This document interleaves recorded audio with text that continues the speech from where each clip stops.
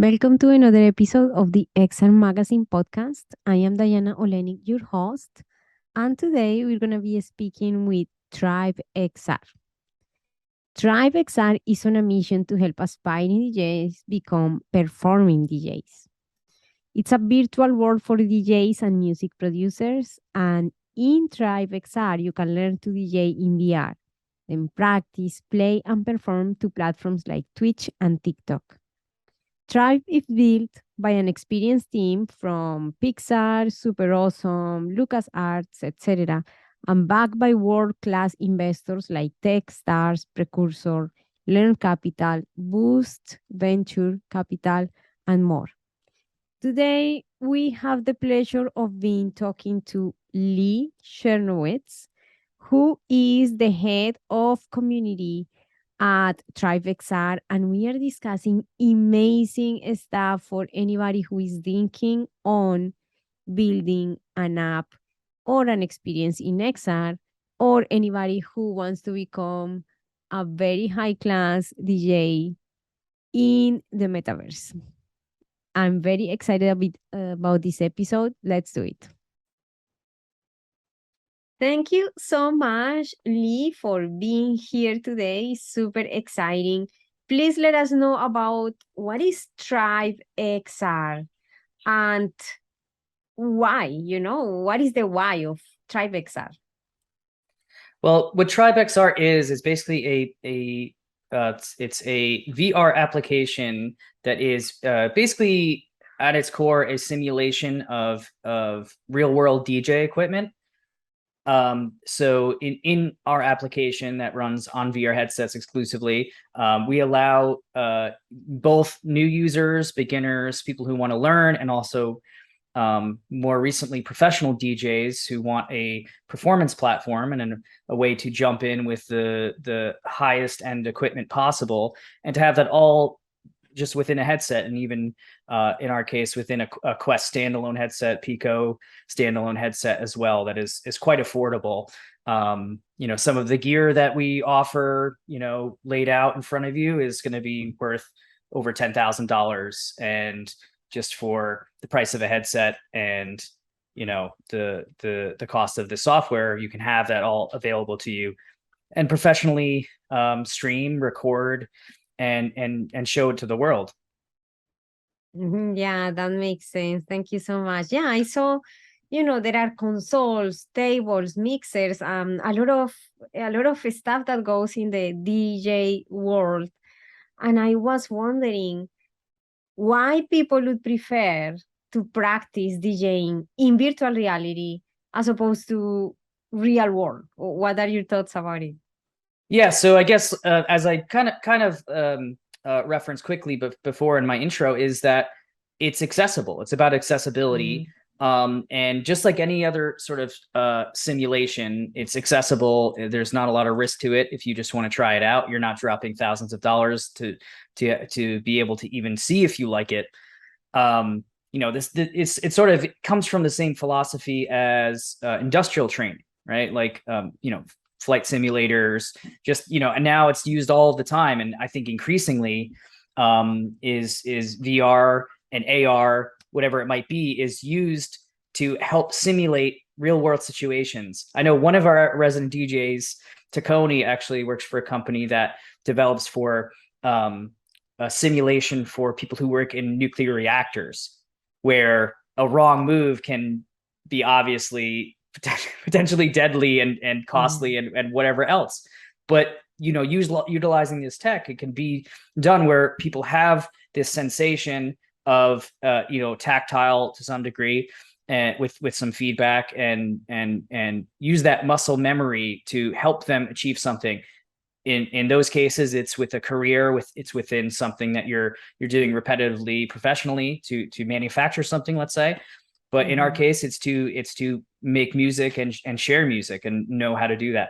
So it really comes down to the beginning of it is accessibility. And the start of the company in 2017 was based on that, utilizing VR tech to in a simulated fashion to help people learn. And I think I wasn't around at the time, but I think the founders believe that and they weren't 100% sure, but they believed that this tech could lead people to understand DJing, have all of that muscle memory, have all of the mental capacity to learn, and then directly translate that to operating real world equipment, right? Going out and playing in clubs. And that has actually over time been proven to be true.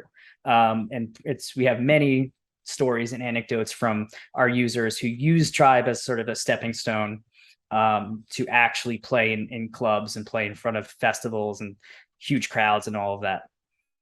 That sounds amazing. And those stories are what, of course, make the platform so great, the community, as they see that they can improve their skills, they can see that they, can make a great use of the platform and perform actually in a show, in a real show. So that's the ultimate goal, I guess.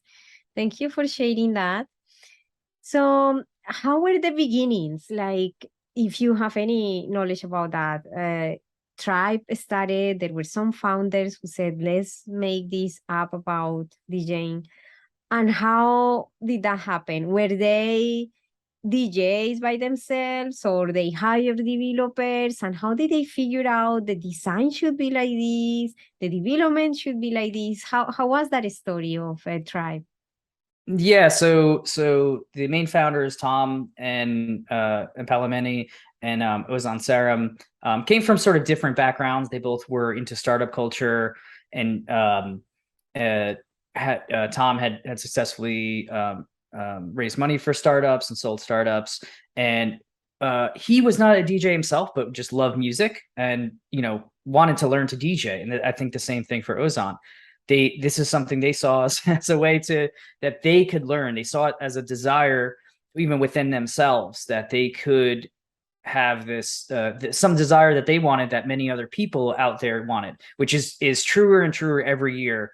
I mean, DJing is it's like when I was growing up, just to date myself, it was the guitar. Like everybody wanted a guitar and to like learn how to play and be in a band. And now a good portion of that is people want to be on stage at a festival DJing, and they want to perform with DJ decks and share music that way, right? And express themselves that way. So I think that was the impetus. I think they both saw the like I previously said, just like how you could use this simulation to actually educate people successfully without having to have actual physical gear. And that, I think, was the start of it. What I would say is it's grown from there dramatically. I've been with the company for it's a long time, like 2.5 years now.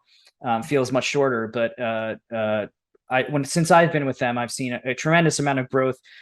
The basis of Tribe is still learning, is still teaching people, getting new DJs in, bringing them into the community, giving them workshops, giving them mentorships, and raising them up to be able to be better DJs and share and express themselves in that way. But I think maybe it's the metaverse around us, or the world around us has changed a bit to appreciate this technology, and many strides have been made in this field, that now the idea isn't that you just learn to DJ and then you buy your DJ decks and you play in real life in a real life club. Now there are virtual clubs. There are virtual clubs that are paying DJs, right, to spin remotely from wherever they are. There's a lot of opportunity to actually reach large audiences completely through the metaverse, completely through streaming and all of that. So that is not necessarily the end goal which it started. Now we're thinking about how do we actually do this completely virtually. Oh, that sounds interesting. Is how we prepare also like the spaces so they can perform in them, like or help with the events so they can actually successfully. Is that correct? That is correct. Yeah. So we have a resident DJ program. So we try to teach people and bring them up, and they can eventually be a resident DJ stream to our platforms via Twitch. And then we also run on an Altspace VR, which is a metaverse platform, we have our own virtual club inside of there, and every other week we're spinning and having our resident DJs perform inside of that club for other people. And that performance then that will be with their own physical equipment, not through the app, or how does it work? No, that's completely through Tribe, completely through the app. They're performing with this Pioneer DJ equipment. That's a newer thing that happened about 2 years ago, where we implemented real world Pioneer DJ equipment, the actual one-to-one representation of the high-end equipment you see at a festival. So at these virtual clubs, we're having our DJs virtually, just with the headset and controllers. That's it. That's how it tracks your hand, right? You have your controllers here. It knows where your head is, where your pointed orientation, and then it knows where your hands are, and it knows when you want to click, when you want to grab something, grab a fader, or turn a knob. And so it's actually a pretty one-to-one experience, and they perform at a very high level. And they perform for people that are also in VR, and they're dancing, right? And they either have full body tracking, or even just you see them dancing through their head movement and their arm movement. So, or they're just hanging out with friends and chatting or whatever in the corner of the room. So it really is something like a real world experience of going to a club, and a social experience and a musical experience. Wow, that sounds amazing. This opportunity for people to join and enjoy this experience through Altspace VR sounds amazing. Do you have any plans to actually create your own spaces independently of Altspace, or for now you continue with the Altspace? I think eventually we would like to do something on our own, which is as our own platform. But I always think there's going to be something else where we want to go to where the people are currently, or at least our DJs would like to perform where the people are. So what we're working on now, and we're partnering with Metaverse companies as we speak to develop integration. So right now it's very easy in most platforms like Altspace or VR Chat, where someone is spinning in Tribe, and then we take the video and the audio, and through a platform like Twitch or DLive or anything like that, we can bring that into the club with a web projector. So there's actually like we call a web projector, which is basically a screen inside of the virtual club that replays anything that is on your browser. So then we bring in on the browser, we bring in a Twitch stream, anything we'd like, and then you have that experience there. The DJ can be there or not. The DJ can have their avatar behind some prop decks, right? So they're actually, their physical presence is there. And we have ways to, so it's sort of tracked. So it looks like they're kind of moving. If they're moving their arm in a certain way in the club, it will happen as well. So there are ways to do that. What we want to do is make it more immersive. That's our next goal, where we can connect to any other metaverse that would like to basically harvest the data that we have. We have all this positional data, this headset data, the avatar data, where they are, what buttons they're pressing, and the music data, the BPM data, all of that stuff we have, and we can actually send out to metaverses, and they could use it how they would like to actually use that data. And so just the purpose of that is to increase the presence. So the DJ can possibly see the audience, right? They see the audience in front of them and can react to them. And the audience can also see the DJ and feel like the DJ is actually there. It's not just a 2D representation, through Twitch. So that's really where we're at right now. That's what we're trying. That's the sort of problem, I guess, we're trying to solve, is immersiveness and feeling like you are connected there in this virtual space. And I just personally am not sure if anybody's really solved that yet in the entertainment, the either music concert or sort of like virtual nightclub concert. It's still early days. It's still not completely satisfying, if I'm going to be honest. Like it still doesn't beat the real world, right? And it doesn't have to beat the real world, but it has to offer something different, right? It has to offer something you can't get from the real world. immersiveness, connectedness to people across the globe, and many other things that I could talk for hours about. But the point is to make it a really compelling experience when you go to a virtual nightclub. And that's what we're working on now. And we take it as a serious challenge and one that we're kind of ready to tackle. Yeah, it is. Being in a big event, being able to share that event or have the feeling in a virtual event that you are communicating with people from other countries, for example, but you know that they are around you and that you are seeing the presenter or the artist there at the front in a holographic body. It's a little bit of an undertaking right now because it requires a lot of advanced technology. But I think that it's absolutely an absolutely amazing opportunity for TribeXR to be leading in those type of events and with the community from people from DJ, because this is a millionaire industry, the music industry. And many people will be looking for that. And speaking about that, I was gonna ask you, when TribeXR was starting out, how or what do you attribute the success at getting, the buy-in from people DJ in the world? Because DJing have been a profession that has been typically physical. Like, we haven't seen many things that were virtual. So doing the jump is a little bit difficult for people at first to wrap around the mind and wanting to try. So what do you attribute to the success of actually making them trying and loving it? What do you think that helped a lot there? Right. So there's the first part that we have already talked about a little bit. With the first small thing is beginners, people who don't have access to this equipment and will never have access to it unless they try it out first. So that is definitely like a big appeal, where we have beginners and we offer training, right? We don't just throw them in there with the decks. We have training. We have daily workshops for free. We have lessons in game that are interactive, right? So that support there doesn't exist anywhere else. You can't have that kind of same training even at a real life. If you were to pay lots of money for instruction, you wouldn't have that same experience. But so that's number one. But then you have also real life DJs who have DJed for many years and love it.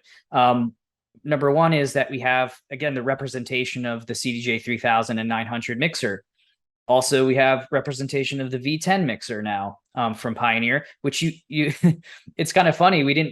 No one planned for this, but you cannot buy the V10 because of supply chain shortages. You cannot, like, even if you wanted to, unless you're going to buy it on eBay for about 15 times the retail price, you're not getting one. So, but in VR, you can have it. They can have it right now, just with TribeXR. So real world DJs can try out this very expensive equipment, see if they like it. We've had DJs that use it, especially with Quest Standalone, inside of a hotel room when they're trying to practice. They don't actually have their set. It's owned by the club. So the whole kit. So they actually will practice their sets and use it to kind of, see what they can do on their next set, just like get ready and prepare themselves for that. And then I guess the third thing on top of that is community. It is having a place where we can share things together. Our Discord is 9,500 strong right now, and we have the resident DJ community as well. So there's a lot of sharing that goes along. There's multiplayer rooms. I'm just thinking of new things now, but there's multiplayer rooms where you can back to back with somebody across the world. Back to back is a term in DJing where it's basically multiplayer. It's basically like you're at the same set of equipment and you collaborate on a set. Oh. And so this is a tradition in DJing. You see it a lot as a sort of special event. But now you can do this with zero latency. I've done it with people in Germany. I've done it with people in Australia.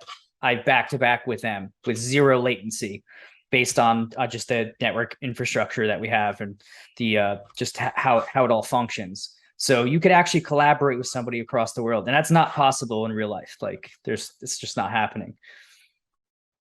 Wow, that Yeah. sounds So amazing. that's a couple of things that make it compelling for DJs. Again, this is, not necessarily replacing everything. This is not meant to. Some people do get a little bit defensive. Like we've had some negative comments from people who just see maybe the trailer on Facebook or something, and they may be defensive. Like it's not meant to replace it entirely. It's meant to augment it, and it's meant to be another platform, and it's meant to also be a learning platform. Exactly. Yeah. Exactly. That's what I was gonna mention. The basic and the foundation of TribeXR, beside the fact that now it's a platform that allows other ones to have their own shows and is educational, right? Mm-hmm. Yeah. On the foundation is educational. So pretty much we have many lessons that we can learn from TribeXR, especially if we want to create apps related with education, so as a platform for learning. So Yes. how the workshops are delivered, how often or what type of instructional design, maybe strategies can be used in order to offer the exact skills that people need to develop, etc. All of those things. So speaking about that, I'd like to ask you, what are some of the challenges that you face in the journey of TribeXR and how you've been able to manage them? Yeah. So I guess exactly what you say is exactly right as far as the design, in many ways. And it's something that we constantly think about, constantly challenge ourselves on, and to optimize it for the user and make it the best possible place for the user. And there's many facets to that. It's almost like mind-boggling, and almost can make you go insane. But you just have to, challenge one. You face one challenge at a time. But there's, user interface is something that we're constantly tweaking and restructuring, and we are probably going to completely overhaul it again soon, because we have more stuff. So it's like there's only certain times you can cram into a user interface, especially in VR. It's true for anything, but there's only a certain amount of times you can, let's add one more thing there, and it just becomes overwhelming. It's not right quite at that point, but we're always challenging ourselves to think of the user's experience as if we haven't seen it for the first time. And that's challenging as a designer, because you are used to it. You see it every day. You're like, I know I get to the music menu, I load this. Yeah, why wouldn't somebody understand that? But that's just not how it works. And you could always make it better. You can always make it a smoother journey. So there's the UI, which is super important. How you interface with it. How does that new user, especially that new user, get onboarded? That is our obsession, right? How does that new user who's doing it for the first time, and how do we get them into an experience that they're going to enjoy as soon as possible, equipped with this knowledge that they need to do the thing. And DJing is, at its core, like, it can be a very complicated thing.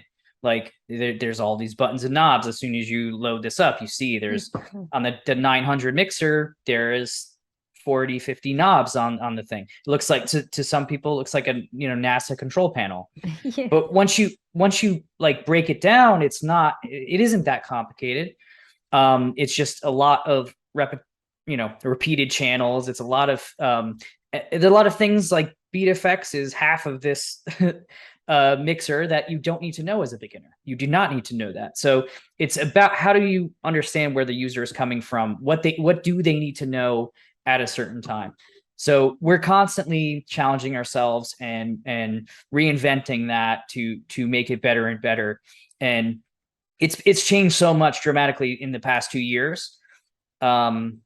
It's still like we're still working on that. We're still figuring it out, and we're gonna make it even better, for sure.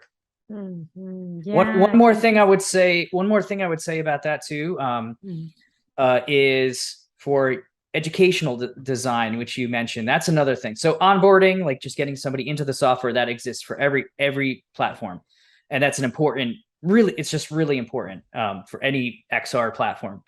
But then there's educational design. We're around education, at least letting them have that option, bringing them into some sort of educational platform that they can learn from. If they're at, depending on their skill level, complete newbie to someone who just wants to learn a little more. So we just came out with something called game mode, which is very exciting. That is basically like, like Guitar Hero and like Rock Bands, and those types of things. Dance Revolution, where you have like a beat highway sort of coming to you, and it's sort of gamified, right? So that's what we just released something like that, and it's sort of in its infancy.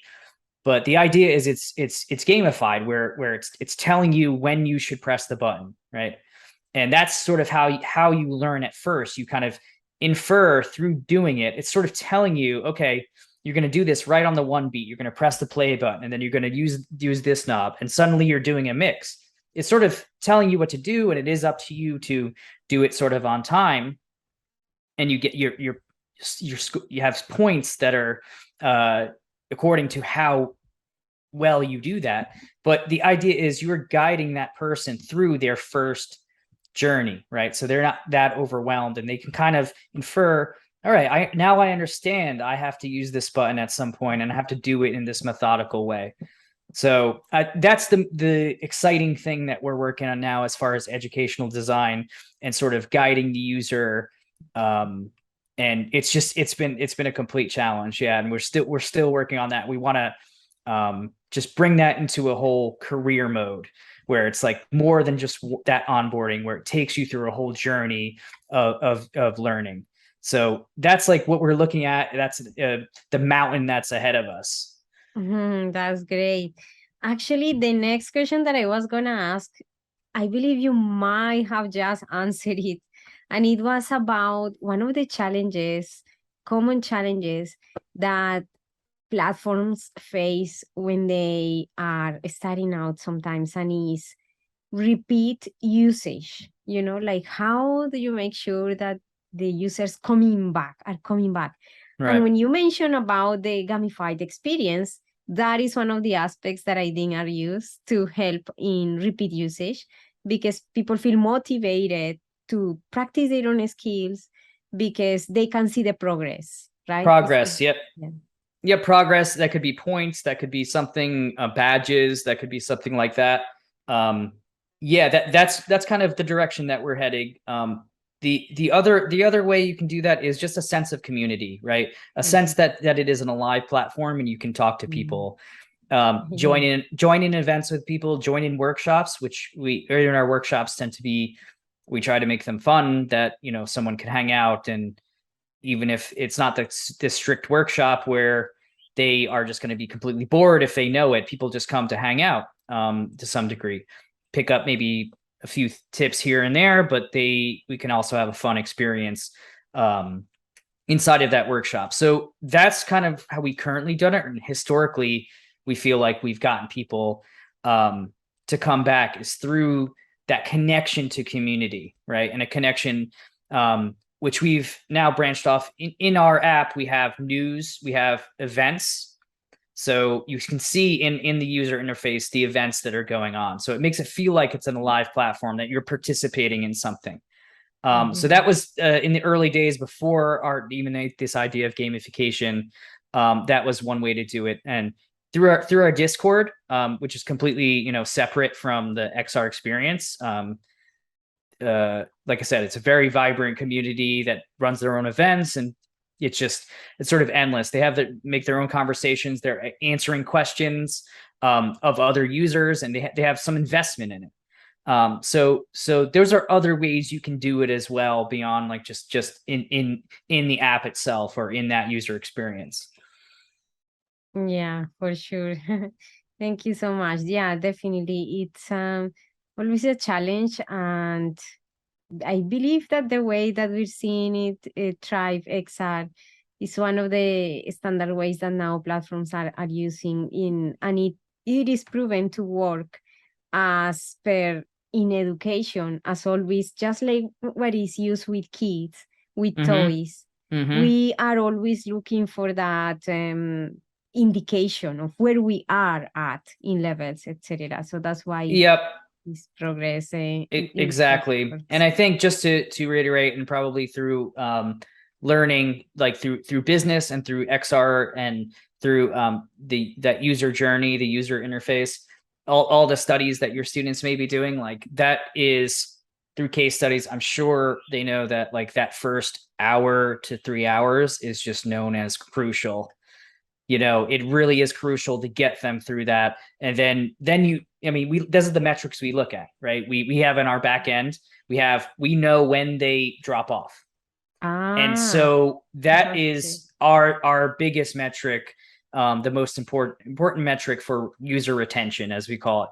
So we're looking at when this user dropped off, half an hour or just an hour. So we're trying to move that as far as possible. And then you just have a better outcome. You have less returns. You have people that will then stick around more and start to contribute to the community. So we want people to stick around forever, but if we can get them to stick around for that first 3 hours, and there's a better chance that they're going to stick around for that first 2 weeks, and eventually maybe even funnel into our subscription service that we have. So that's another thing that we could talk about as well. But basically that's funneling people into this repeated, it's like monthly subscription, and that feeds into us being able to keep on putting out content and giving those users that are subscribed some extra benefits, access to live video calls,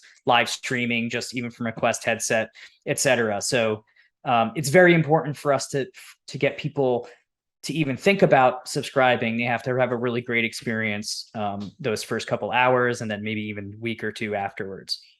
Thank you so much.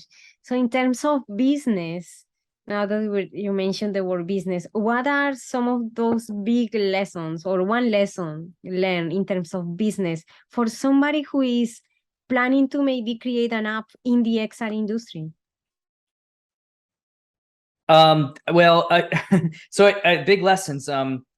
I could say definitely the user interface is key. Like user retention is key.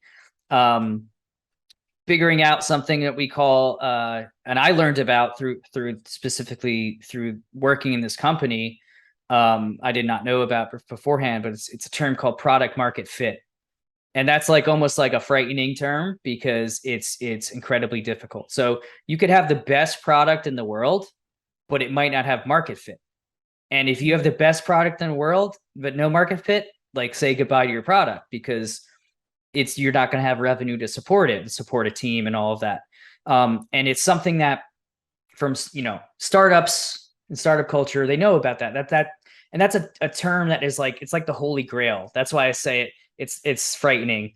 It's like exciting, but you don't know where it is. Like in many companies, even that they're have some modicum of success and they're doing some business, but they're still searching for that as they're going, right? Because that's what a startup is. It's oftentimes funded, some venture capital or something like that. And the whole idea of venture capital is that, okay, here's the money, now find the product market fit as you go on, right? So you're burning this money and then in the hopes that by the time that money runs out, you found product market fit, and you're making money. Then at that point, you're making revenue, you're paying back that original investment. So it's something that happens as you are doing it. So once you get funded, if you're a startup or you get funding, your journey is just starting. Like you can party a little bit, like break out the champagne, but as soon as the next day rolls around, you start on product market fit, and it's not something that you find out beforehand. You have to go out there and like make the app, see what's happening, constantly tweak it until you have product market fit. Wow, I love that one, because we haven't shared so far that type of specific, very, very experiential, business application terms, etc. Yeah. So I'm very glad that you mentioned that. for somebody who is new, because usually when people is interested in creating apps, not necessarily have a very strong sometimes in the tech or a very, very big background in business. So what do you mean by market fit? So market fit is basically your product market fit is when your product has a niche in that market where it works and the market can then sustain it, right? Then it's you're making revenue because you have found the user. And they were like, yes, I love this product. I will give you this money that you were asking me. Whether it's a subscription thing, let's say, because a subscription needs enough people, we have to have enough people in the funnel, the people coming in to then make it so you can start use that money to like develop further and then like fund your business. So it's all about matching what the aims of your product are, the cost to like make that product on a whatever basis, a yearly basis, and then match that with the revenues that come out. And it's really the revenues that come out is because people like your product and they think it's great. So you have matched your product to what people want, whatever way that you have done that. I mean, you don't a lot of these new technologies, XR is one included. It's nothing's proven yet necessarily. Those are the successful companies are innovators because it's not proven what the market fit is yet. They are actively figuring it out. So people in this space and probably students that are learning about this will they'll definitely experience that because they'll be even if they are not on the business side, they will have the experience of dealing with it. And it's actually kind of it's exciting to deal with. And if you're on a small team, a small startup, you're going to be part of that conversation. You are not just going to be sitting at your desk doing development necessarily. You will be asked to give your input, and what you will be doing is based on always trying to find that market product fit, not on making that the best possible thing, spending unlimited amount of time to do that. It's going to always, if you have a good product manager, they're going to be guiding you on that. And it's going to be changing as, more input comes in, more feedback from users and all of that stuff. So you're going to be at very least affected by it. And sometimes in small startups, like Tribe is one of them. Everybody has some sort of, say in that. Everybody has some sort of input that they can give to drive that. And so you're going to have to understand that concept, I think, even if you think of yourself as an engineer or a technical person, it's a very important, like it's going to drive a lot of what you'll be doing. So you should understand it at the very least, even if you're not in control of it. Yeah, that's amazing. Thank you so much for sharing that. That's a very good practical insight. And beginning with that, at least, is very helpful for somebody who is developing this idea of creating their own app. Thank you so much. And I've been thinking, because around we all know the news that there are potential, maybe some headsets coming up. I'm just curious about if you have any potential ideas in the plans to bring the virtual consoles and equipment to the real world, like what we say in augmented reality or mixed reality. That would be absolutely amazing to see that. But I just like to ask you if you have anything like that in the plans. Of course, anything that you can share, no pressure. Yeah. We everybody knows that the AR to some degree, right? What is AR? What is VR? It's going to be delightfully like unclear what that is, because it's gonna be great when that happens, because it can be both. You could have both of those experiences depending on the tech and on the platform. But like you can seamlessly switch between a VR experience and an AR experience. So if you want to be fully immersed, which a lot of us do sometimes, we just want to be in that, like with something like Half-Life Alyx, a game like that, or just if you want to be in a YouTube video swimming with the dolphins, you don't want to be in AR. Like, I don't necessarily want to see the dolphins swimming in my office. Sometimes I want to just leave the office completely and just be in the ocean. So AR in that context is not beneficial to me. It's a detriment. So it's not one or the other, but I would like to be able to switch between the two depending on what's going on. Maybe I do want some just one dolphin in the corner of my room, like hanging out as I'm working or something. I don't know. That might be cool. But for us, yeah, there's a lot of potential with mixed reality, especially with being able to see people around you. Imagine like AR, same thing we've seen in different keynotes and from multiple companies, where you can have some element, like in our case, it might be a deck, like the DJ decks in front of you, but not obscuring everything that is in your environment. So you can actually interact or just see your surroundings, and you could maybe be DJing at a party or just for your friends, and you see everybody around you and have that connection to them, but you are also, through the technology, you're able to just do this without setting up anything, cables, wires, big decks, and you're actually being able to jump on this. What I would like to see, and I don't think it's imminent, but I would like to see the audience, being able to hold up their phone and see what you see as well. So they don't just see you in a headset or in glasses or something. They also see something as well, even if they're not completely immersed in it. That's where I would like to see it eventually go as far as our platform. Wow. Yeah. It sounds absolutely amazing because being able many people to enjoy the same show from being in different places and etc. And mixing it with the real world, that would be ideal, as we discussed from the beginning. So yeah, I'm very glad that you share that. Maybe there is that possibility there. We'll see. Yep. But we're gonna be following you actively to learn more about where the journey is leading you and to continue to support you. I wonder if there is anything else that you wish I had asked you today, Lee.